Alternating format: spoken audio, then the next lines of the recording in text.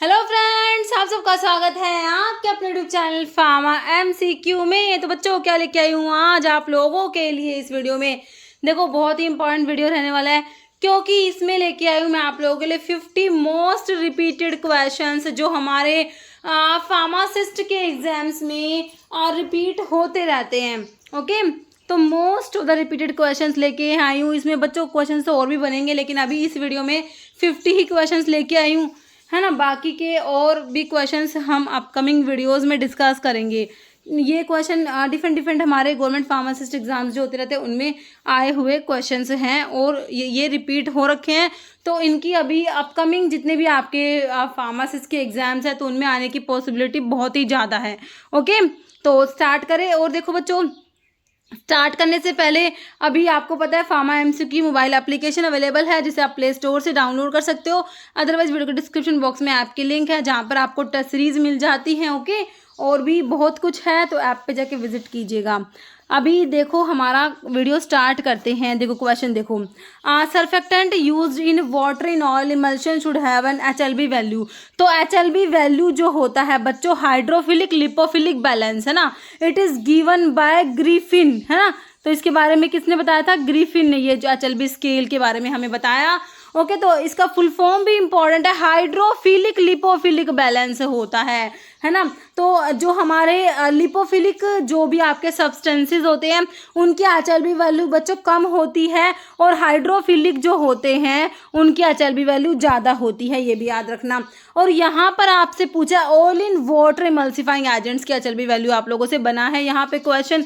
Okay, तो आपसे different exam में किसी में आपसे डिटर्जेंट्स का पूछा, कभी आपसे जैसे कि हमारे वेटिंग एजेंट्स का है, oil in water emulsifying agent, water in oil emulsifying, सभी का किसी न किसी एग्जाम में HLB वैल्यू बना हुआ है क्वेश्चन इस पे। अभी आपसे पूछा oil in water, OW, oil in water emulsifying agents का, है ना। और एक होता है हमारा WO, वाटर इन ऑयल। तो इसकी कम होगी, मैंने आपको बताया लिपोफिलिक की कम होती है, हाइड्रोफिलिक की ज़्यादा। तो इनकी कम होगी, इनकी आपसे 3 to 6 याद, 3 दूनी 6, 3 to 6 याद रखनी है। 3 to 6 से याद कर लो। और इनकी ज़्यादा होगी 8 to 16। ओके, तो 8 to 16 है, तो कहीं पर आपको 8 से 16, 8 से 16 मिलेगा, और किसी किसी जगह पर 8 to 18 मिलेगा। थोड़ा बहुत ऊपर नीचे वेरिएशन आपको हर जगह मिलेगा, अलग अलग बुक्स में आपको अलग अलग मिल जाएगा। 8 से 16 या फिर 8 से 18 आपको मिल जाएगा। ओके, तो आपसे अभी बना है हमारा OW का, तो यही 8 से जो है, देखो इस ऑप्शन में 8 से 18 आपको दिया हुआ है, 8 to 18 जो कि हमारा ऑप्शन सी बिल्कुल करेक्ट हो गया है। बाकी 0 to 3 बोल दीजिए, या फिर आपका जो इसमें ऑप्शन में दिया हुआ है, तो आंसर तो मेरे बच्चों ने बिल्कुल करेक्ट कर दिया है। हमारा कौन सा, ऑयल इन वाटर की 8 to 18 हो गया। बाकी 0 to 3 है, या फिर 1 to 3, या फिर 0.5 to 3। तो ये जो HLB वैल्यू होती है हमारे एंटी फॉर्मिंग एजेंट्स की होती है। किसकी होती है बच्चों? एंटी फॉर्मिंग एजेंट्स के लिए HLB वैल्यू होती है। बाकी आपका 4 to 6 कह दीजिए, या फिर हमारा वही 3 to 6 मैंने अभी आपको बताया किसकी होती है, हमारे WO, water in oil emulsifying agents की होती है। 13 से 15 या फिर 14 से 16, है ना। तो अगर यहाँ पर 13 से 15 होता तो भी वही होता, किसकी होती है ये HLB वैल्यू? हमारे डिटर्जेंट्स की होती है। ओके, एंटी फॉर्मिंग एजेंट्स की बता दी, डिटर्जेंट्स की बता दी मैंने, WO की बता दी, water in oil in water. और आपकी जो है वेटिंग एजेंट्स की बच्चों बना है 7 से 9, HLB वैल्यू किसकी है? वेटिंग एजेंट्स की होती है। 7 से 9 किसकी होती है? हमारे वेटिंग एजेंट्स की HLB वैल्यू होती है। और डिटर्जेंट्स की 13 से 15 बताई। उसके बाद 16 से 18 जो होती है वो सोल्यूबलाइजिंग एजेंट्स की होती है। 16 से 18 किसकी होती है? सोल्यूबलाइजिंग एजेंट्स की, याद रखना। ये सारी HLB वैल्यू मैंने आपको यहाँ पर बता दी, जो आपको याद रखनी है, क्योंकि क्वेश्चन बन सकता है बच्चों, बन सकता है ना। अब ये क्वेश्चन देखो, which of the following dose form suitable to get 100% bioavailability. ये भी बहुत बार बना है बच्चों, 100% बायो अवेलेबिलिटी होती है जब आप IV रूट से ड्रग देते हो। इंटरावीनस, डायरेक्टली क्या कर रहे हो? ब्लड में ड्रग जा रही है। IV इंटरावीनस, डायरेक्ट आप ड्रग कहाँ दे रहे हो? ब्लड में दे रहे हो बच्चों। तो इसमें क्या होगी? इसमें आपकी ड्रग की बायो अवेलेबिलिटी 100% होती है इंट्रावीनस रूट से, याद रखना। बहुत बार क्वेश्चन बना है, बता रही हूँ मैं, जितने भी क्वेश्चंस लेके आई हूँ इसमें 50 क्वेश्चंस है बच्चों, और सारे के सारे questions most of the repeated questions में से हैं।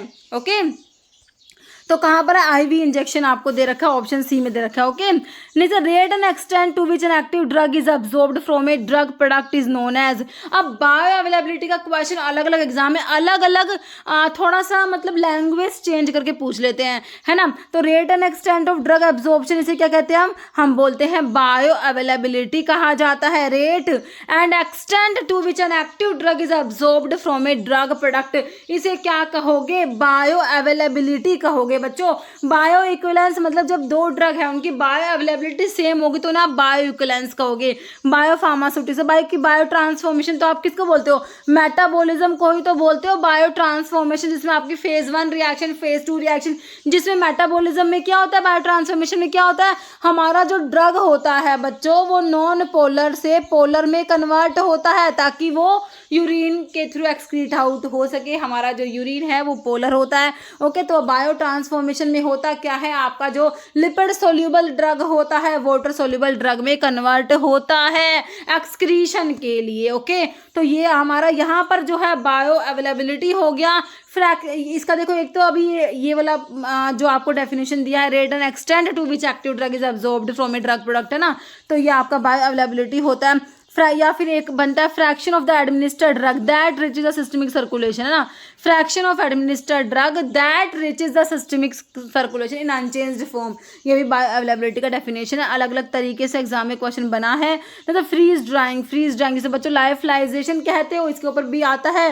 फ्रीज ड्राइंग को क्या कहोगे, लाइफलाइजेशन कहोगे, और क्या कहते हो, सब्लिमेशन ड्राइंग कहते हो। क्या कहते हो, सब्लिमेशन ड्राइंग कहते हैं फ्रीज ड्राइंग को। इसमें क्या होता है, सॉलिड से डायरेक्ट गैस की फॉर्मेशन होती है बच्चों, without intermediate formation of liquid. Okay, solid से डायरेक्ट गैस की फॉर्मेशन होती है किसमें, हमारा फ्रीज ड्राइंग, लाइफलाइजेशन या सब्लिमेशन ड्राइंग में। एक ही बात है, या तो फ्रीज ड्राइंग कह दो, लाइफलाइजेशन कह दो, सब्लिमेशन ड्राइंग कह दो। ओके, तो ये क्वेश्चन बना है। तो यहाँ पर क्या पूछा हुआ आपसे, फ्रीज ड्राइंग जो है in vaccine preparations is primarily use to, तो किसके लिए यूज करा जाता है बच्चों, इनएक्टिवेट करने के लिए पैथोजन को बिल्कुल नहीं, बूस्ट इम्यूनिटी बिल्कुल नहीं, इम्प्योरिटीज को रिमूव नहीं करेगा, ये क्या करेगा, एक्सटेंड करा देगा शेल्फ लाइफ को। Okay, and ease of storage. Okay, तो यहाँ पर ऑप्शन 1 आपका करेक्ट हो जाएगा। जैसे complete catalytically active enzyme together with its bound coenzyme और metal ion is called a. तो देखो आपका जो बच्चों एंजाइम्स जो है हमारा बायोकेमिस्ट्री में एंजाइम्स वाला टॉपिक है, ये इंपॉर्टेंट है। ओके, एंजाइम्स वाला भी आप जल्दी से फटाफट से रिवाइज कर डालो। ओके, तो कंप्लीट जो एंजाइम होता है बच्चों वो हमारा होलो एंजाइम होता है। होलो एंजाइम क्या होता है, apoenzyme plus coenzyme, इसे क्या कहते हैं, होलो एंजाइम। एपो एंजाइम आपका प्रोटीन पार्ट होता है एंजाइम का। एपो एंजाइम क्या होता है, protein part of enzyme is known as apoenzyme. Okay, तो यहाँ पर देखो आपका कंप्लीट एंजाइम पूछा, तो यहाँ पर हमारा होलो एंजाइम आंसर बिल्कुल करेक्ट हो जाएगा। बाकी एपो एंजाइम आपका प्रोटीन पार्ट हो गया। कोफैक्टर जो होता है ये हमारा जो एपो एंजाइम के साथ जुड़ेगा और हमारा कंप्लीट बायोलॉजिकल एक्टिव एंजाइम बनता है, जिसे आप होलो एंजाइम कहते हो। According to drug and cosmetic act 1940, drug is manufactured under a name which belongs to another drug. इससे क्या कहोगे, तो आपकी जो भी बच्चों ये तीनों हैं आपकी क्या कहते हैं इसको, ये अडल्ट्रेटेड ड्रग है और हमारी मिस ब्रांडेड है और स्पूरियस ड्रग है। इसके ऊपर क्वेश्चन बहुत बार आया है, तो आपको पता ही है अडल्ट्रेटेड मतलब कि कोई मिलावट कर रखी होगी, है ना, कोई भी हार्मफुल सब्सटेंस, है ना। इस सब से मिस ब्रांडेड जैसे कि if it contain colour which is not prescribe, if its label contain false और मिसलीडिंग स्टेटमेंट, है ना, और if it is not labelled in the prescribe manner, ये सब अगर होता है तो आपका मिस ब्रांडेड में आता है। स्पूरियस में हमने SSRI से याद करा है कि भाई सब्स्टिट्यूट होगी, रिजेंबल ड्रग होगी या इमिटेशन होगी दूसरे ड्रग की, तो ये हमारी स्पूरियस होती है। और एक ये देखो manufacture under a name which belongs to another drug, तो ये हमारी स्पूरियस की बात हो रही है बच्चों। डेफिनेशन अच्छे से पढ़ लेना, स्पूरियस की, मिस ब्रांडेड की, अडल्ट्रेटेड की क्वेश्चन बन सकता है। पढ़ा तो आपने हुआ है, सिर्फ रिवाइज कर डालो इसको फटाफट से। तो ऑप्शन हमारा 1 करेक्ट हो गया। Which component of blood is primarily responsible for oxygen के ट्रांसपोर्ट के लिए, तो ब्लड के ऊपर बच्चों क्वेश्चन बनता है, चाहे वो RBC के ऊपर पूछ ले, WBC प्लेटलेट्स के ऊपर पूछ ले, है ना, या फिर ब्लड का फंक्शन क्या है, किसी भी तरीके से ब्लड बहुत ही इंपॉर्टेंट है, हमारा ब्लड के ऊपर क्वेश्चन बनता है। ओके, कंपोनेंट बताना है। ब्लड का जो रिस्पॉन्सिबल होता है ऑक्सीजन के ट्रांसपोर्ट के लिए, तो हमारे जो आरबीसीज होते हैं ना बच्चों, ये ऑक्सीजन के ट्रांसपोर्ट के लिए रिस्पॉन्सिबल होते हैं। तो आरबीसीज को क्या कहते हो? इरिथ्रोसाइट्स कहते हो। क्या बोलते हो आरबीसी को? इरिथ्रोसाइट्स। ल्यूकोसाइट्स किसे कहते हो? डब्ल्यूबीसी को कहते हैं। डब्ल्यूबीसी क्या करेगी बच्चों? इन्फेक्शन से फाइट करती है डब्ल्यूबीसी। थ्रोम्बोसाइट्स किसे कहते हो? प्लेटलेट्स को कहते हो।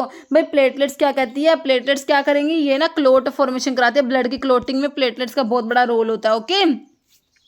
और जो ब्लड में आपका देखो हम क्या पढ़ते हैं, ब्लड में एक तो प्लाज्मा होता है, एक आपके फॉर्म्ड एलिमेंट्स होते हैं, है ना। प्लाज्मा में मेनली वाटर 90 से 92% तक प्लाज्मा में वाटर ही होता है। बाकी आपके जो ब्लड में फॉर्म्ड एलिमेंट्स में आरबीसी डब्ल्यूबीसी प्लेटलेट्स आती है। तो यहाँ पर ऑप्शन 3 आपका बिल्कुल करेक्ट हो गया। नेक्स्ट है pharmacy act 1948 aim to regulate. तो अब आपका जो एम है ना इसका जो फार्मेसी एक्ट का, तो ये भी बहुत ही इंपॉर्टेंट है। तो क्या रेगुलेट करता है ये? Education and profession of pharmacy. बिल्कुल करेक्ट है भाई, हमारा फार्मेसी का प्रोफेशन है, इस एजुकेशन है, ये सब कौन रेगुलेट कर रखा है? पीसीआई ने ही तो रेगुलेट कर रखा है, फार्मेसी एक्ट के अंडर आता है।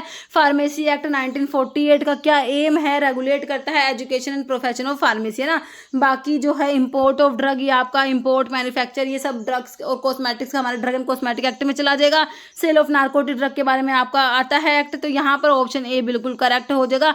Education and profession of pharmacy को रेगुलेट करना हमारे फार्मेसी एक्ट का जो है एम है। तो ऑब्जेक्टिव है फार्मेसी एक्ट की यही है, regulate the practice of pharmacy in India, provide course for the pharmacist and nature and period of training examination, ये सब है। नेक्स्ट है first edition of British pharmacopoeia was publish in the year. तो देखो जो आईपी के सारे editions बच्चों इंपॉर्टेंट है, आईपी के एडिशंस के ऊपर क्वेश्चन बनता है। ये बीपी का पूछा हुआ है ना। यूएसपी का भी फर्स्ट एडिशन मैंने आपको 1820 में बताया है। ओके, आईपी का 1955 में पढ़ते हो, यूएसपी का आपने 1820 में देख लिया, और यहाँ पर 1864 आप याद रखना, 1864 1864। ओके, तो ये हमारा किसका है? बीपी का, ब्रिटिश फार्माकोपिया का फर्स्ट एडिशन किसका भी याद रखोगे? 1864 में। तो ऑप्शन 4 करेक्ट हो जाएगा। बाकी अगर आईपी का पूछेंगे तो 1955 कहोगे, और आपसे यूएसपी का पूछा तो आप 1820 कह दोगे। ओके, नेक्स्ट है as per drug and cosmetic act regulations regarding retail package size of drug comes under. Pack size of drug की बात हो रही है, तो शेड्यूल के ऊपर क्वेश्चन है। सारे के सारे शेड्यूल फटाफट से रिवाइज कर डालो। वैसे मेरे बच्चों को अच्छे से आते हैं, ये मुझे पता है। शेड्यूल का क्वेश्चन हमारा कभी गलत हो ही नहीं सकता। शेड्यूल हमने बहुत बड़े तरीके से पढ़ रखे हैं ना। तो पैक साइज ऑफ ड्रग के लिए हमने शेड्यूल P1 पढ़ा है, जो कि बिल्कुल करेक्ट है। शेड्यूल ए की बात करोगे तो आप एप्लीकेशन याद रखते हो, बी से आप फॉर्म याद रखते हो, सी में क्या आता है? बायोलॉजिकल एंड स्पेशल प्रोडक्ट्स आते हैं बच्चों, है ना। सी होता है वो पेरेंटल्स के लिए, C1 जो होता है वो अदर देन पेरेंटल्स के लिए आप लोग पढ़ते हो ना। सी के बाद डी में drug exempted from certain provision applicable to DI से, आई से इम्पोर्ट, है ना। DI से हमने इम्पोर्ट याद कर रखा है। ओके, ई में जो है पोजनर ड्रग के लिए था, और E1 की बात करोगे आयुर्वेदा सिद्धा यूनानी के पोजन्स की बात करोगे। एफ आपका ब्लड बैंक के लिए आता है, F2 सर्जिकल ड्रेसिंग्स के लिए, F3 आपका स्टेरलाइज्ड अम्बिलिकल टेप्स के लिए आपने पढ़ा। जी में मेडिकल सुपरविजन वाले ड्रग्स के लिए आप GMS से याद करते हो, शेड्यूल जी। और H में प्रिस्क्रिप्शन ड्रग आती है। आई जो है ये ओमिटेड है, बाकी कैलकुलेशन ऑफ पॉइजन्स वगैरह इन सब के लिए था। जे में इनक्यूरेबल डिजीज आता है। के में drug exempted from certain provision applicable to manufacturing से जो एग्जाम्प्टेड है, तो KM से आप लोग याद करते हो ना। JKL, फिर L में GLP, है ना। फिर M GMP, M से देखते हैं आप समझ, GMP की बात हो रही है, इसमें M1 M2 M3 HCM से आपने याद कर रखा है। हो GMP फॉर होम्योपैथिक के लिए, कॉस्मेटिक्स के लिए और मेडिकल डिवाइसेस के लिए। अगर GMP की बात करोगे आयुर्वेदा सिद्धा यूनानी के लिए, तो शेड्यूल T को याद करते हो, है ना। M के बाद N आता है, जो है list of minimum equipment for the efficient running of pharmacy. KLMNO किसके लिए होता है? डिसइंफेक्टेंट फ्लूइड्स के लिए। P में life period of drug, P1 आपने पैक साइज ऑफ ड्रग देखा। Q में कोलतार कलर्स के लिए स्टैंडर्ड्स आते हैं। R में मैकेनिकल कंट्रासेप्टिव्स के लिए आपने पढ़ा। S में कॉस्मेटिक्स के लिए स्टैंडर्ड्स फॉर कॉस्मेटिक्स। T मैंने आपको बता दिया है ना। फिर आपका V में PPP, VPP patent and proprietary medicine के लिए, Y से क्लिनिकल ट्रायल्स। ठीक है, सारे आपने शेड्यूल्स पढ़ लिए, रिवाइज कर लिए। तो शेड्यूल का क्वेश्चन आपने गलत बिल्कुल नहीं करना। तो पैक साइज ऑफ ड्रग की बात हो रही है, तो आपने ऑप्शन B बिल्कुल करेक्ट करना है, P1 हो जाएगा। बाकी Q, S और K मैंने आपको बता दिए। नेक्स्ट टर्म बायो अवेलेबिलिटी का आपने बताना है। बायो अवेलेबिलिटी का हमने डेफिनेशन देखा था, तो ये रिपीट तो होता ही है।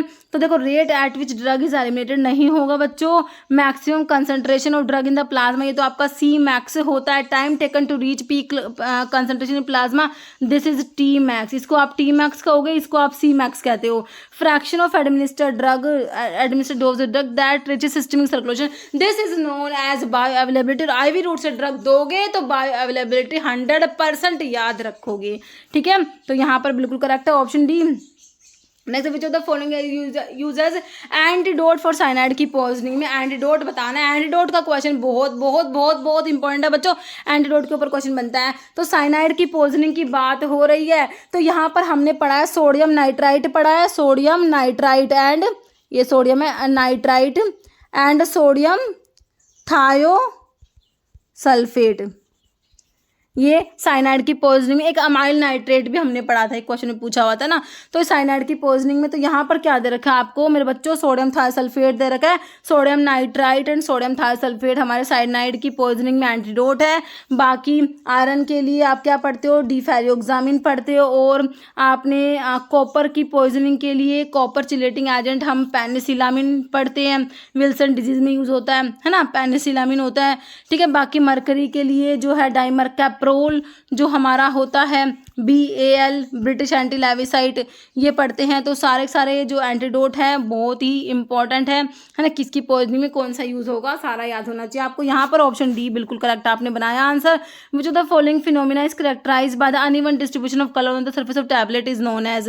Uneven distribution of colour on a tablet surface caused by manufacturing issue, ठीक है। तो अनइवन डिस्ट्रीब्यूशन ऑफ कलर तो इसे हम मॉडलिंग कहते हैं, और टैबलेट के डिफेक्ट से बच्चों क्वेश्चन है तो ये भी इंपॉर्टेंट है। मॉडलिंग ऑप्शन ए में दे रखा है ना, अनइवन डिस्ट्रीब्यूशन ऑफ कलर है ना, तो ये हमारा होता है मॉडलिंग कहेंगे बच्चों इसको, ओके। तो यहाँ पर ऑप्शन ए बिल्कुल करेक्ट हो गया। बाकी which of the following is a type of chemical method of sterilisation. Sterilisation जो है अपने आप में ही पूरा का पूरा इंपॉर्टेंट टॉपिक है, स्टरलाइजेशन के ऊपर क्वेश्चन बन जाता है। तो सारा स्टरलाइजेशन फटाफट से रिवाइज कर डालिए, है ना। तो स्टरलाइजेशन में फिजिकल मेथड आते हैं, है ना, फिर आपका जो होते हैं केमिकल मेथड है, मैकेनिकल मेथड है। तो फिजिकल में ड्राई हीट स्टरलाइजेशन आता है बच्चों, मोस्ट स्टरलाइजेशन आता है और रेडिएशन स्टरलाइजेशन, ये फिजिकल में आते हैं। केमिकल में आपका गैस स्टरलाइजेशन जो है केमिकल में आ जाएगा, मैकेनिकल में फिल्ट्रेशन आप पढ़ते हो। तो यहाँ पर केमिकल मेथड आप लोगों से पूछे तो गैस स्टरलाइजेशन जिसमें आपका इथाइलिन ऑक्साइड यूज होता है बच्चों गैस स्टरलाइजेशन में। ड्राई हीट स्टरलाइजेशन का अपैरेटस क्या है बच्चों, हॉट एयर ओवन होता है। मोस्ट स्टरलाइजेशन में क्या है, ऑटोक्लेव यूज होते हैं। तो सर्जिकल ड्रेसिंग्स के लिए क्या यूज करते हो भाई, हम तो ऑटोक्लेव यूज करते हैं। सर्जिकल ड्रेसिंग्स के लिए ऑटोक्लेव यूज होते हैं, सर्जिकल ड्रेसिंग्स के लिए बहुत बार बनाया क्वेश्चन। पाउडर्स के लिए क्या यूज करोगे, dry heat sterilisation, dry heat use करेंगे, पाउडर्स के लिए करेंगे बच्चों। ऑयल्स के लिए यूज करेंगे, मेटल के इंस्ट्रूमेंट मेटालिक वेयर्स के लिए यूज करेंगे, है ना। और इंजेक्शंस के लिए आपका मॉइस्ट यूज होगा, जहां पर जो जनरली इंजेक्शंस जो होते हैं उनके लिए मॉइस्ट यूज करेंगे, लेकिन इंजेक्शन जहां पर फिक्स्ड वाला एज अ व्हीकल यूज कर लिया वहां पर आपने ड्राई हीट स्टरलाइजेशन यूज करना है, ठीक है। तो ये सारे स्टरलाइजेशन किसके लिए कौन सा यूज करोगे बहुत ही ज्यादा जरूरी है, बहुत ही इंपॉर्टेंट है। तो यहाँ पर जो है हमारा गैस स्टरलाइजेशन बिल्कुल करेक्ट है। Which of the following compound is commonly used in dental products to prevent tooth decay by promoting the mineralisation of enamel, है ना। तो टूथ डीके को प्रिवेंट करने के लिए, डेंटल केरीज को प्रिवेंट करने के लिए हमने क्या पढ़े, सोडियम फ्लोराइड पढ़ा आपने, सोडियम फ्लोराइड और स्टेनस फ्लोराइड पढ़ा है बच्चों, सोडियम फ्लोराइड और स्टेनस फ्लोराइड। तो यहाँ पर ऑप्शन 2 में आपको फ्लोराइड दिया है जो कि बिल्कुल करेक्ट हो गया। Licence for the retail sale of drug other than the one mentioned in schedule C1X is issued in, देखो सेल लाइसेंस की बात हो रही है, ठीक है, और सेल लाइसेंस की बात हो रही है। एक तो पॉइंट यहाँ पर नोट ये करना है आपने। फिर किसकी बात हो रही है, अदर देन C1X के लिए मैंने आपको 20 याद करना बताया। लाइसेंस इशू की बात हो रही है, अदर देन C1X के लिए 20 याद करा। रिटेल है तो 20 का 20 रहने दोगे, अगर होलसेल होता तो 20 के आगे B लगाते, और अगर होता रिस्ट्रिक्टेड की बात होती बच्चों, रिस्ट्रिक्टेड की बात होती तो 20 के आगे आप A लगाते। होलसेल विद मोटर व्हीकल के लिए 20 के आगे आप 2 बार जो है B लगा देते, है ना। तो ये सब है आपका अदर देन C1X की बात है। और अगर C1 के लिए होता तो आप 21 याद रखते, ये सारी कंडीशंस लग जाएंगी, लेकिन C1 के लिए 21 होगा, रिटेल के लिए 21, होलसेल के लिए 21B, wholesale with motor vehicle के लिए 21 के आगे 2 बार B लगा दो, रिस्ट्रिक्टेड के आगे 21 के आगे A लगा दो। आप शेड्यूल X की ड्रग की बात करोगे तो उसमें ना तो आपका होलसेल विद मोटर व्हीकल होता है बच्चों, ना ही उसमें आपका रिस्ट्रिक्टेड होता है, उसमें या तो रिटेल होगा या होलसेल होगा। रिटेल के लिए आपने 20 के आगे क्या करा, F पढ़ा, और होलसेल में 20 के आगे आपने G पढ़ा, 20G आपका होलसेल के लिए, 20F आपका रिटेल के लिए। शेड्यूल X की ड्रग की बात करोगे जब की बात है, ओके। तो ये सारे लाइसेंस का जो है फॉर्म नंबर है, इसका मैंने बच्चों वीडियो बना के आपको दे रखा है, बहुत ही बढ़िया वीडियो है, एक बार आप उसको वीडियो को देख लोगे तो फॉर्म नंबर वाला क्वेश्चन आप गलत नहीं करके आओगे आपके एग्जाम में, है ना। तो यहाँ पर और डिस्क्रिप्शन बॉक्स में उस वीडियो का लिंक मैंने डाला हुआ है, तो आप देख लेना अगर नहीं देखा है तो यहाँ पर रिटेल सेल का पूछा था ना, तो 20 वाला ऑप्शन जो है आपको 4 दे रखा, जो कि बिल्कुल करेक्ट है ना।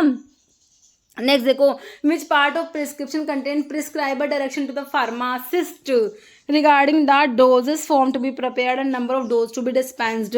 तो भाई प्रिस्क्रिप्शन के जितने भी पार्ट्स हैं ना, प्रिस्क्रिप्शन के पार्ट्स के ऊपर क्वेश्चन देखो हर बार ही पूछा गया है। तो यहाँ पर क्या पूछा, देखो आपका जो है इसमें एक तो आता है सुपरस्क्रिप्शन। तो बच्चों सुपरस्क्रिप्शन जो होता है उसमें सुपरस्क्रिप्शन में RX आता है, टेक दो यू टेक होता है, टेक दो अभी एग्जाम में बना हुआ है, टेक दो जो हमारा अभी एक एग्जाम MPPGCL का हुआ था ना, उसमें यही पूछा हुआ था RX का मतलब क्या है, टेक दो होता है या यू टेक होता है ना, उसी सुपरस्क्रिप्शन में आता है। उसके बाद इंस्क्रिप्शन में बच्चों आपके इंग्रेडिएंट्स आते हैं, फिर आपका सब्सक्रिप्शन में डायरेक्शन टू फार्मासिस्ट आता है, और सिग्नेचर में डायरेक्शन टू द पेशेंट आता है। तो आपसे क्या पूछा है, prescriber direction to pharmacist regarding the doses form to be prepared and number of dose to be dispensed.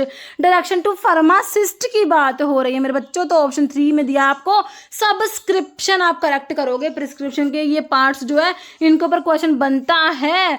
Which part of prescription is represented by the symbol RX। तो RX तो हमारा सुपरस्क्रिप्शन में आता है ना बच्चों। सुपरस्क्रिप्शन में RX का मतलब होता है टेक दो या यू टेक होता है। इंस्क्रिप्शन में इंग्रेडिएंट्स हो गए, सब्सक्रिप्शन में डायरेक्शन टू फार्मासिस्ट, सिग्नेचर में डायरेक्शन टू द पेशेंट हो गया है। ओके, नहीं तो which of the following is identification test for aloe के लिए पूछा है बच्चों आप लोगों। टेस्ट कौन सा होगा अलो के लिए बताना आप लोगों ने। तो टेस्ट का मैंने वीडियो बना के अभी आपको दे ही दिया है ना, बहुत बढ़िया वीडियो है, ठीक है। आप लोगों ने बहुत मतलब कि उसको अप्रिशिएट भी करा, धन्यवाद आप लोगों का बहुत बहुत, ठीक है। तो वो वीडियो टेस्ट का मैंने आपको बना के दिया, तो उसमें देखो सारा बताया आपको। मेयर्स जो एल्कलॉइड के जनरल टेस्ट होते हैं बच्चों, उसमें मेयर्स, ड्रैगनड्रॉफ, वैगनार और हैगर, है ना। पोटाशियम मरकरी आयोडाइड होता है, मेयर में क्रीम कलर के PPT आते हैं। ड्रैगनड्रॉफ में पोटाशियम बिस्मथ आयोडाइड होता है, रेडिश ब्राउन PPT आता है। वैगनार को वाई पाई से याद करा, आयोडीन प्लस पोटाशियम आयोडाइड होता है बच्चों, और इसमें रेडिश ब्राउन PPT आता है। हैगर्स में पिक्रिक एसिड होता है, येलो PPT आता है। ये अल्कलॉइड का जनरल टेस्ट है। तो मेयर्स, तो यहाँ पर से अलो के लिए पूछा, तो मेयर काट दोगे, हैगर काट दोगे। Benzidine test, blood in the urine, है ना, यूरिन के एब्नॉर्मल कॉन्स्टिट्यूएंट्स की बात करोगे तो blood in the urine is identified by benzidine test से। तो यहाँ पर क्या बचा, मॉडिफाइड बोन ट्रैगर टेस्ट हमारा अलो के लिए। अलो में सी ग्लाइकोसाइड प्रेजेंट होते हैं, जैसे बार्बेलोइन हो गया, है ना। तो ये हमारे जो अलो होते हैं बच्चों, अलो के लिए जो है आपका मॉडिफाइड बोन ट्रैगर टेस्ट आएगा। और आपके एंथ्राक्यूलोन ग्लाइकोसाइड्स के लिए बोन ट्रैगर टेस्ट पढ़ते हो, और मॉडिफाइड बोन ट्रैगर टेस्ट आपने सी ग्लाइकोसाइड्स के लिए पढ़ा है। तो यहाँ पर बाकी आपके कार्डिक ग्लाइकोसाइड के लिए आपने डिफरेंट टेस्ट पढ़े, है ना। शिनोडा टेस्ट जो होता है फ्लेवोनॉइड्स के लिए होता है। सैपोनिन्स के लिए आपने हीमोलिसिस टेस्ट, फोम टेस्ट पढ़ा है ना। और जो जैसे कार्डिक ग्लाइकोसाइड्स में मैंने आपको बताए थे, Kiliani, legal, Baljet test, Raymond's test होता है, किड्स टेस्ट होता है, ठीक है। सारे टेस्ट हमने पढ़े हुए हैं, तो वीडियो देख लेना अगर कोई डाउट है तो। नेक्स्ट वोमिका सीड्स की फैमिली पूछी आप लोगों से। तो कोग्नोसी में क्या करना है, आपने सारे ड्रग लो, उनके बायोलॉजिकल सोर्स क्या है, उनकी फैमिली क्या है, मेन केमिकल कॉन्स्टिट्यूएंट्स क्या है, यूज क्या है, जल्दी से रिवाइज कर डालो। नक्स वोमिका का सोर्स ट्रैकनोज, नक्स वोमिका होता है, लोगैनिएसी फैमिली होती है, स्ट्रैकनिन और ब्रूसिन इसमें प्रेजेंट है, इसके केमिकल कॉन्स्टिट्यूएंट्स होते हैं। और बीटा ये CNS स्टिमुलेंट होता है, बीटा स्टोमैकिक एंड टोनिक होता है, इसका यूज होता है नक्स वोमिका का। तो यहाँ पर क्या पूछे, सिंपली आपसे फैमिली तो पूछी है ना, लोगैनिएसी फैमिली हो जाएगी। बाकी रूबिएसी फैमिली मैंने आपको PCCI की बताई थी, पेलकटेचु की बताई थी, सिनकोना है ना, बिल्कुल सिनकोना, कॉफी और आइपिका की बताई थी। लोरेसी आपके कैम्फर की होती है। बाकी आपका सिनेमोन जो दालचीनी होता है ना, सिनेमोम जेलानिकम, उसकी फैमिली लोरेसी होती है। ओके, रूटेसी जैसे कि बेल जो होता है उसकी फैमिली रूटेसी होती है। यहाँ पर जो है लोगैनिएसी करेक्ट है। Which of the following posology is read to. देखो पोसोलॉजी की बहुत बार पूछा, पोसोलॉजी का मतलब, पोसोलॉजी में क्या होता है, डोज की स्टडी करते हो। डोजेस फॉर्म मत कर देना, हमेशा कंफ्यूज करने के लिए ऑप्शन में डोजेस फॉर्म लिखा होता है साथ में। डोज भाई कितनी डोज है, 10 mg है, 5 mg, इस टाइप से डोज की स्टडी पोसोलॉजी होती है। सोर्स, क्वालिटी, कंपोजिशन नहीं बच्चों, क्वांटिटी ऑफ ड्रग की क्वांटिटी कितनी डोज है, कितनी क्वांटिटी में है, ऑप्शन डी करेक्ट हो जाएगा। Function of anti diuretic hormone, तो एंटी डायरेटिक हार्मोन जो कि आपका वैसोप्रेसिन होता है, जो पोस्टीरियर पिट्यूटरी का हार्मोन आपने पढ़ा है बच्चों, बहुत बहुत बहुत इंपॉर्टेंट है हार्मोन्स के ऊपर बच्चों। कौन सा हार्मोन कहाँ से, थायराइड ग्लैंड का कौन सा हार्मोन है आपका, पैनक्रियाज का कौन सा है, पिट्यूटरी ग्लैंड का कौन सा, एड्रिनल ग्लैंड का कौन सा है ना, सारे बहुत इंपॉर्टेंट है, हार्मोन्स के ऊपर क्वेश्चन बनता है ना। तो थायराइड ग्लैंड के T3 T4 कैल्सिटोनिन आपने पढ़े हैं, थायराइड ग्लैंड के T3 आता है, T4 आता है, कैल्सिटोनिन आता है। पैराथायराइड ग्लैंड से PTH पैराथॉर्मोन्स होते हैं, है ना। पैनक्रियाज जो है हिटेरोक्राइन ग्लैंड आप पढ़ते ही हो, इससे आपका जो होते हैं पैनक्रेटिक जूस भी जो है रिलीज होता है। बाकी आपका जो इसमें इसके आइलेट ऑफ लैंगरहैंस की जो बीटा सेल से इंसुलिन, अल्फा सेल से ग्लूकागोन, ये सब पढ़ते हो पैनक्रियाज से। पिट्यूटरी की 3 लोब होती है, एंटीरियर लोब से तो आपको पता है ग्रोथ हार्मोन होता है, प्रोलैक्टिन होता है आपका, फिर ACTH FSH LH होता है ना। तो जो इसमें क्या बता रखा है मैंने आपको, पैनक्रियाज जो आपकी पिट्यूटरी ग्लैंड है, जिसको मास्टर एंडोक्राइन ग्लैंड भी कहते हो ना, तो इसकी एंटीरियर लोब होती है, वहाँ से आपका जो है ग्रोथ हार्मोन होता है, ACTH होता है, ACTH TH thyroid stimulating hormone भी यहीं से प्रोड्यूस होता है ना। और आपका FSH होता है, LH होता है और प्रोलैक्टिन होता है, ये 6 हार्मोन बता रखे हैं मैंने। पोस्टीरियर का याद रखना बच्चों, एक तो आपका ऑक्सीटोसिन, दूसरा वैसोप्रेसिन, बहुत इंपॉर्टेंट है बच्चों, दोनों ही नोना पेप्टाइड हार्मोन, ये भी याद रखना, ठीक है। बाकी आपकी जो एड्रिनल ग्लैंड होते हैं और the top of the kidney, kidney के ऊपर है 2 किडनी, 2 ही एड्रिनल ग्लैंड होंगी, है ना। याद रखना कितनी होती है एड्रिनल ग्लैंड, पूछो तो 2 होती है एड्रिनल ग्लैंड, है ना। तो उसका जो इनर पार्ट मेडुला होता है और आउटर कोर्टेक्स, मेडुला से तो एड्रिनलिन नोर एड्रिनलिन पढ़ते हो, और जो कोर्टेक्स वाला पार्ट होता है बच्चों, कोर्टेक्स आपने पढ़े हैं, मिनरल कोर्टिकोड, ग्लूकोकोर्टिकोड और सेक्स स्टीरॉइड्स। मिनरल कोर्टिकोड में आपका एल्डोस्टेरोन आता है, ये सब आप पढ़ते हो, ठीक है। तो हार्मोन्स भी बहुत जरूरी है। मैं यहाँ पे क्या बता रही थी आपको, ADH, हाँ, एंटी डायरेटिक हार्मोन का फंक्शन। देखो ADH अगर कमी हो जाएगी, इसकी कमी से क्या होता है, आपने पढ़ा डायबिटीज इंसिपिडस हो जाएगा, एंटी डायरेटिक हार्मोन की कमी की वजह से, है ना। क्या हो जाएगा, डायबिटीज इंसिपिडस हो जाएगा। तो क्या करता है, इसका फंक्शन क्या है, ये ग्लूकोज के लेवल को ब्लड में मेंटेन तो हमारा इंसुलिन कर लेगा बच्चों, उसको करने दो, ये नहीं करेगा। Haemoglobin level in the blood नहीं करेगा, प्रोडक्शन ऑफ मेलानिन नहीं करेगा, क्या करेगा, रेगुलेट करेगा water balance by the kidney, water balance को रेगुलेट करके रखता है हमारा डायरेटिक हार्मोन। तो ऑप्शन यहाँ पर डी बिल्कुल करेक्ट हो जाएगा। Which inventory control method focus on minimising inventory cost by maintaining optimum order size. तो इन्वेंट्री कंट्रोल के डिफरेंट टेक्निक बहुत ही इंपॉर्टेंट है बच्चों, सारे एक बार फटाफट से रिवाइज कर डालो।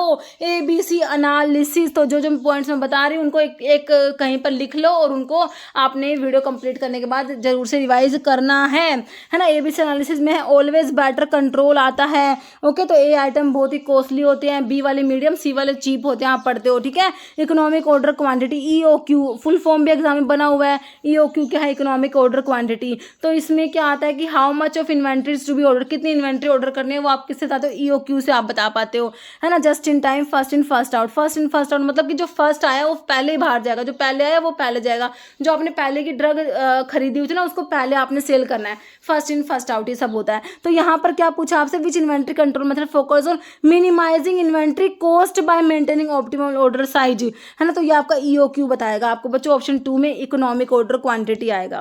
Dash is the definition of vitamin C. Vitamin तो बच्चों मैं आपको बता सकती कितना इंपॉर्टेंट है, देखो विटामिन बहुत जरूरी है, बहुत इंपॉर्टेंट है हमारे फार्मेसिस्ट एग्जाम में। विटामिन का क्वेश्चन आपने देखो, आप खुद देखो ना बच्चों, आप खुद जो ये एग्जामिनेशन में आपको पेपर प्रोवाइड कराती रहती हूँ ना, सारे पेपर में सोल्व कराती हूँ, तो आप खुद देखो ना विटामिन के ऊपर क्वेश्चन कितनी बार बना है। तो विटामिन सी को क्या बोलते हो, एस्कोर्बिक एसिड बोलते हो, एस्कोर्बिक एसिड बोलते हो। इसके डेफिशिएंसी से क्या होता है, स्कर्वी डिजीज होता है, स्कर्वी डिजीज होता है इसकी डेफिशिएंसी। विटामिन सी सिट्रस फ्रूट में मिलता है, भाई दूध में नहीं होता। मिल्क में कौन सा विटामिन एब्सेंट है, विटामिन सी तो एब्सेंट है मिल्क में, मिल्क में आयरन एब्सेंट है, विटामिन सी एब्सेंट होता है, ध्यान रखना। और बाकी सिट्रस फ्रूट में आपको विटामिन सी मिलता है ना। तो कोलाजन की सिंथेसिस के लिए विटामिन सी जरूरी होता है, ध्यान रखना। डेफिशिएंसी से हमारा स्कर्वी हो गया, ऑप्शन ए बिल्कुल करेक्ट हो गया। बाकी रिकेट्स, विटामिन डी की डेफिशिएंसी, चिल्ड्रन में रिकेट्स पढ़ते हो, अडल्ट्स में ऑस्टियोमलेशिया पढ़ते हो। पर्नीशियस एनीमिया, इंट्रिंसिक फैक्टर की डेफिशिएंसी से पर्नीशियस एनीमिया आपको देखने को मिलता है, ऑप्शन ए करेक्ट है, scurvy. Which of the following comes under the plasma portion of composition of human blood. तो ब्लड तो हमने देख लिया कितना इंपॉर्टेंट है। तो प्लाज्मा में क्या आता है, देखो ब्लड में क्या है बच्चों, ब्लड जो होता है इसमें आपके एक तो फॉर्म्ड एलिमेंट्स होते हैं, आरबीसी डब्ल्यूबीसी प्लेटलेट्स आते हैं, एक आपका प्लाज्मा होता है। प्लाज्मा में मेनली क्या होता है बच्चों, वाटर होता है, 90 से 92% तक प्लाज्मा में वाटर होता है। तो आपसे पूछा क्या है, प्लाज्मा में क्या आएगा, तो प्लाज्मा में मेनली वाटर ही होता है, बाकी आरबीसी डब्ल्यूबीसी प्लेटलेट्स तो आपके ब्लड में होते हैं ना, ब्लड में प्लाज्मा है प्लस ये तीनों प्रेजेंट होते हैं। तो प्लाज्मा में मेनली क्या हुआ, प्लाज्मा में वाटर होता है, तो ऑप्शन सी बिल्कुल करेक्ट आप लोगों ने करा यहाँ पर। मतलब what which drug is not considered first line treatment for leprosy, है ना।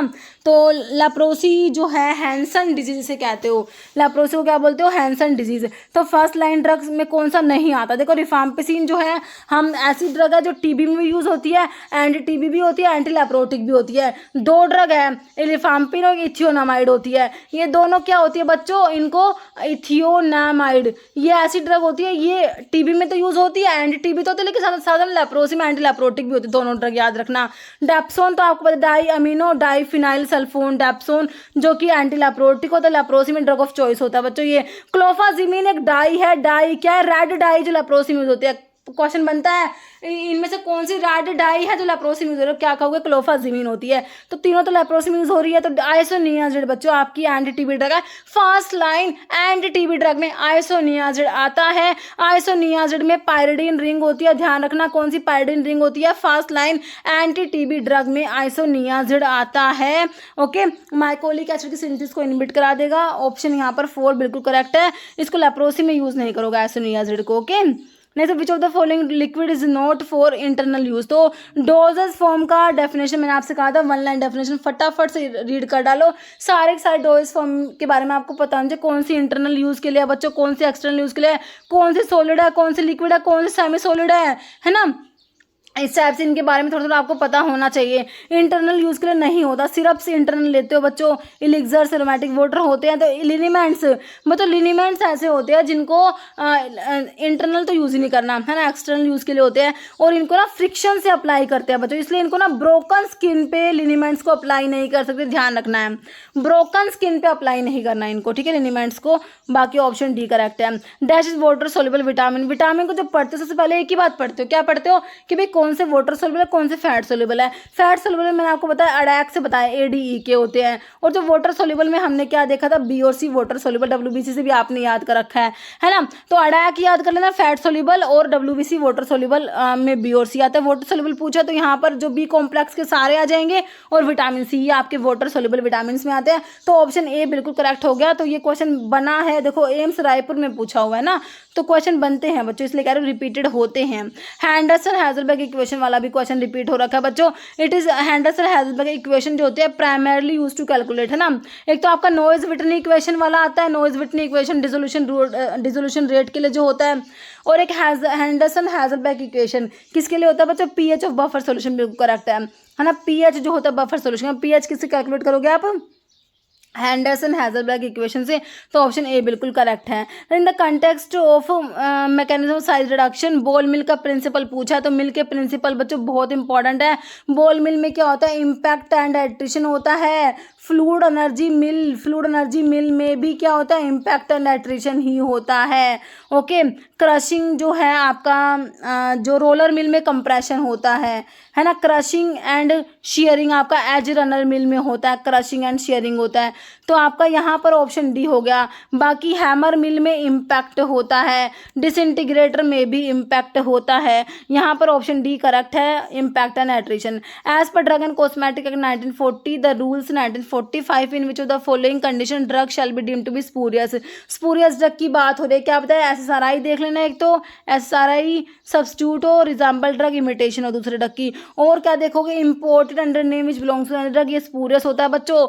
If it is imported under a name which belongs to another drug, it is spurious. Okay, if it purports to be product of a manufacturer of whom it is not truly a product, it is also spurious। बच्चों spurious के बारे में लिख रखा है, याद कर लेना। spurious drug बहुत इंपॉर्टेंट है, ऑप्शन सी बोथ आ जाएगा। What is the English meaning of ante cibos, जो फूड वाले टर्मिनोलॉजी जो लैटिन टर्म्स है ना, एंटी साइबोज जो before food, post cibos after food, inter cibos between food होता है। तो एंटी मतलब बिफोर फूड या बिफोर मील भी बोल सकते हो। साइबोज का मतलब फूड भी होता है, मील भी होता है। ओके, तो एंटी साइबोज बिफोर मील बोल दो, बिफोर फूड बोल दो। तो लैटिन टर्म्स तो आपको पता ही है कितनी इंपॉर्टेंट है, लैटिन टर्म्स का वैसे से मैंने वीडियो बनाया भी हुआ है ना। तो उसमें बहुत सारे लैटिन टर्म्स के क्वेश्चंस, मैंने जितने भी क्वेश्चंस बने हुए हैं ना, वो सारे मैंने आपको करा रखे हैं। तो यहाँ पर लैटिन टर्म में एंटीसाइबोस मतलब बिफोर मील हो जाएगा। Dash are preparation which after evaporation form a film on cuts और वुंड्स, है ना। तो ये भी आपके डोइस फॉर्म से आ गया। तो ऐसी कौन सी प्रेपरेशन है जो इवेपोरेट होने के बाद वहाँ पर एक फिल्म की फॉर्मेशन करा देगी, मतलब कि उसमें नाइट्रोसेलुलोज प्रेजेंट होगा बच्चों, तभी तो फिल्म की फॉर्मेशन करा रही है ना। तो लोशंस, गार्गल्स, इरिगेंट्स होते हैं, ये हमारे क्लोडियोन्स होते हैं बच्चों। क्या होते हैं क्लोडियोन्स, ऑप्शन 4। नहीं तो which drug should not be given in pregnancy में, तो इस टाइप से बच्चों कौन सी प्रेगनेंसी में नहीं देनी है ना। तो प्रेगनेंसी में जो कौन से कॉन्ट्रा इंडिकेटर, ये भी बच्चों बहुत इंपॉर्टेंट चीज़ बन जाती है। तो कौन सी नहीं देनी बच्चों, यहाँ पर मिथाइल डोपा दे सकते हो, लैबिटलोल, एस इनिबिटर। तो आपके जो angiotensin converting enzyme inhibitor, S inhibitor है बच्चों, इसमें प्रिल वाले ड्रग आते हैं लाइक कैप्टोप्रिल, है ना।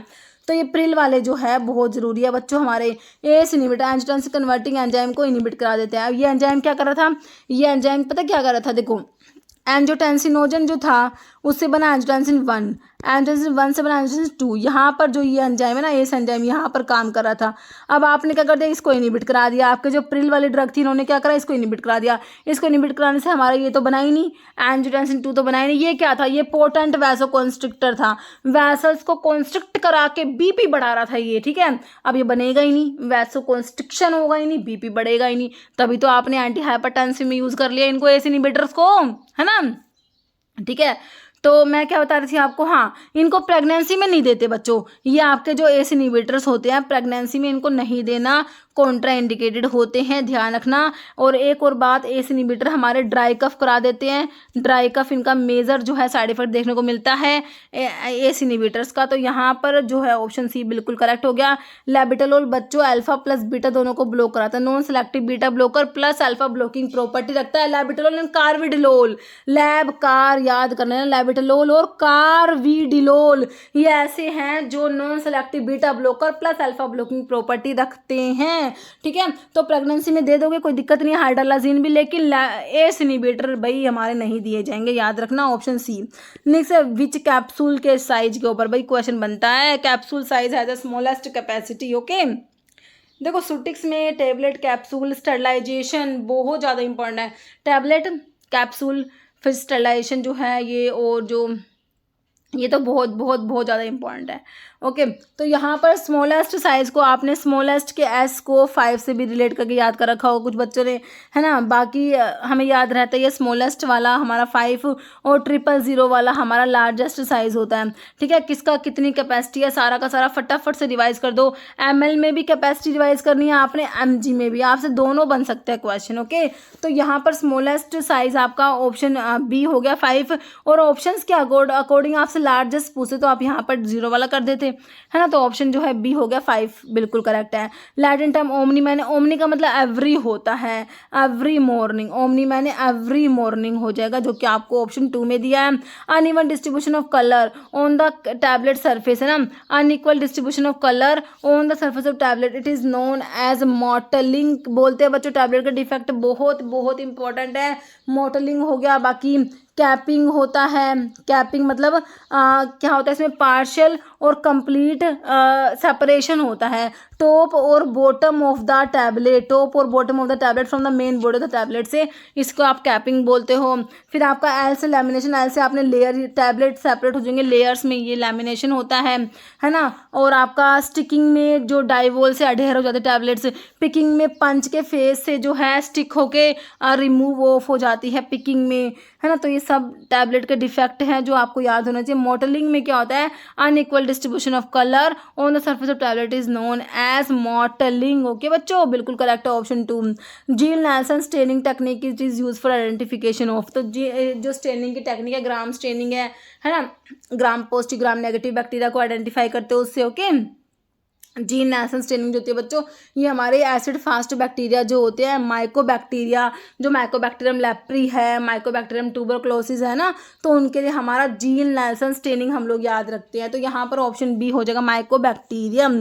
Whooping cough is caused by which bacterium, तो डिजीज और उनके कोस्टिव ऑर्गेनिज्म बच्चों बहुत इंपॉर्टेंट, डिजीज को आपको पता होना चाहिए कौन सी डिजीज बैक्टीरियल है, कौन सी वायरल है, किसका कौन सा कोस्टिव ऑर्गेनिज्म होता है।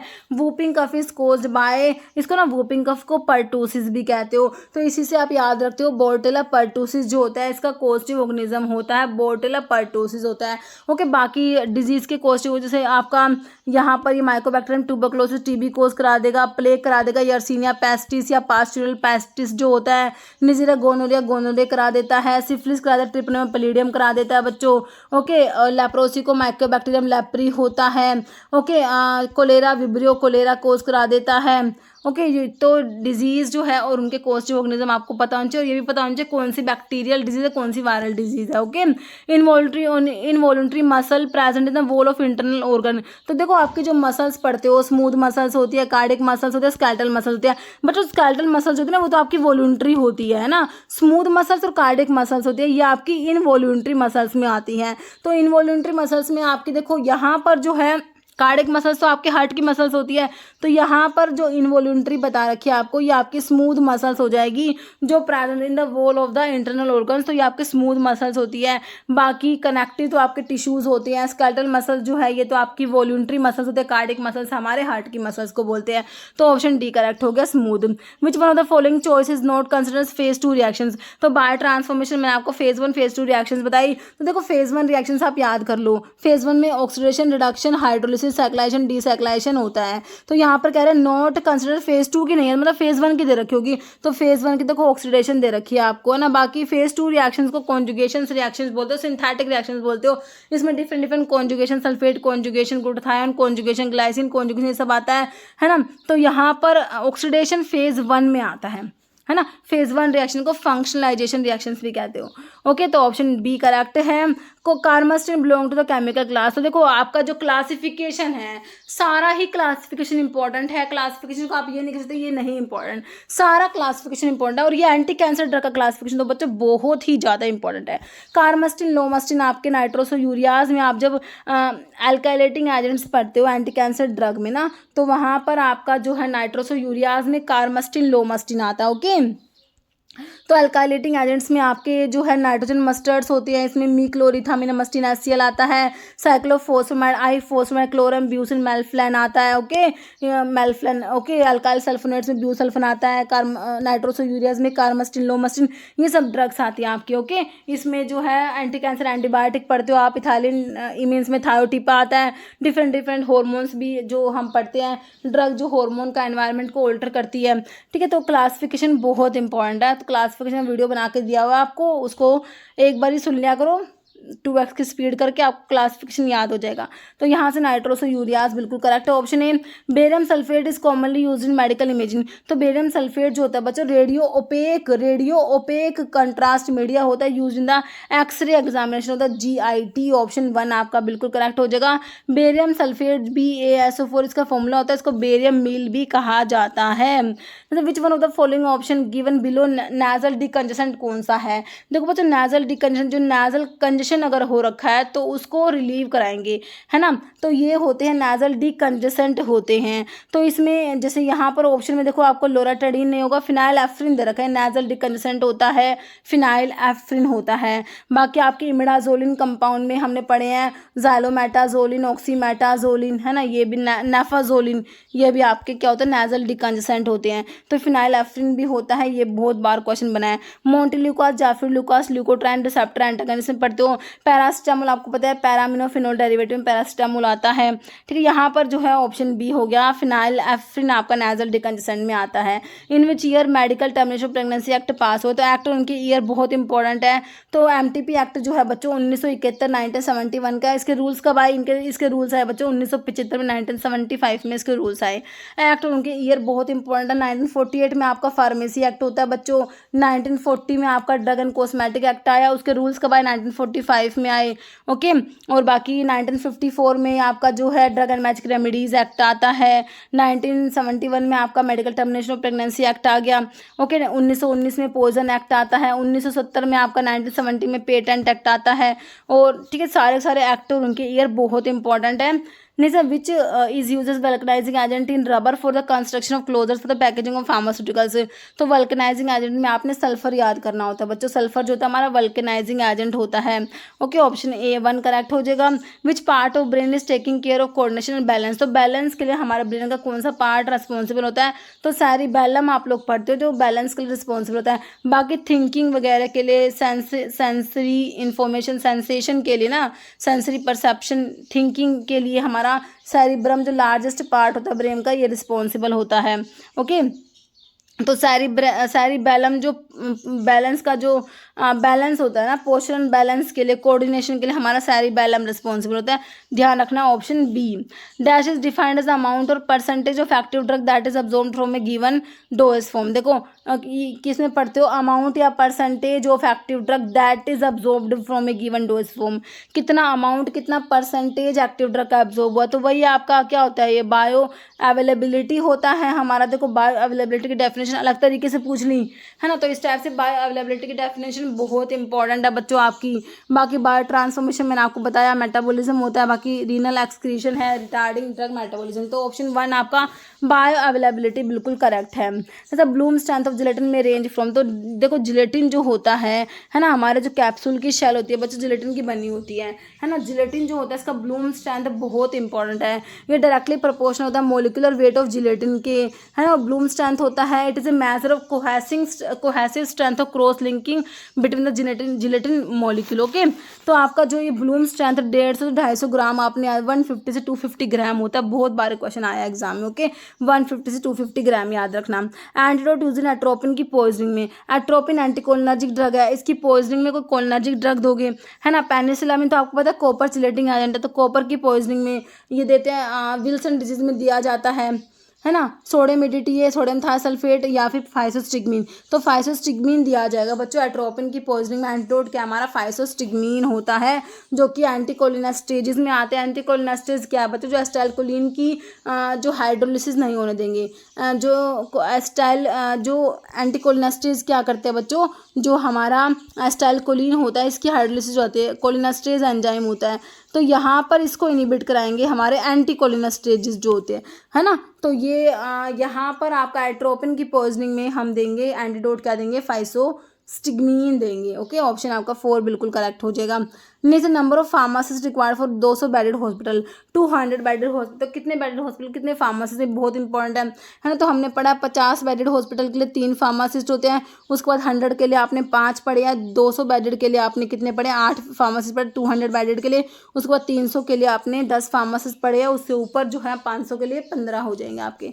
तो यहाँ पर जो है ऑप्शन 200 बेडेड हॉस्पिटल्स के लिए आपने 8 फार्मासिस्ट बिल्कुल करेक्ट करा, ऑप्शन 3। ओके, तो बच्चों आज की वीडियो में इतने क्वेश्चन से जो आज हमने कवर करे 50 मोस्ट मतलब रिपीटेड क्वेश्चंस, है ना। तो और भी ऐसा एक वीडियो और लेके आऊँगी, क्योंकि और भी हैं जो बहुत बार क्वेश्चन रिपीट हो रखे हैं, ठीक है। तो आज की वीडियो में इतने ही लेके आई थी मैं आप लोगों के लिए। तो आपके जैसे अभी बिहार में भी फार्मेसी का एग्जाम है, रेलवे का होना है, DSSB का होना है, तो बच्चों सभी के लिए क्वेश्चन आपके इंपॉर्टेंट रह जाएंगे, तो आने की पॉसिबिलिटी बहुत ज़्यादा है इनकी। ओके, तो अभी जो है एक क्वेश्चन इसका आंसर आप लोग दोगे। आप लोगों के लिए क्या क्वेश्चन है, which of the following is A vitamin के एंटागोनिस्ट यूज्ड एज एंटीकोएगुलेंट। तो विटामिन तो बहुत इंपॉर्टेंट, मैंने आपको बताया है ही, है ना। तो विटामिन के का एंटागोनिस्ट पूछा, वही हेपेरिन है, वॉरफेरिन है, एस्पिरिन है, स्ट्रेप्टोकाइनेज है। इसका आंसर आप लोगों ने कमेंट बॉक्स में देना है बच्चों। इस वीडियो में इतना ही। अगर आपको वीडियो अच्छी लगे तो लाइक करना, शेयर करना, चैनल पे नए हैं तो मेरा आप लोगों से रिक्वेस्ट है कि चैनल को प्लीज सब्सक्राइब जरूर करना। ओके बच्चों, थैंक यू।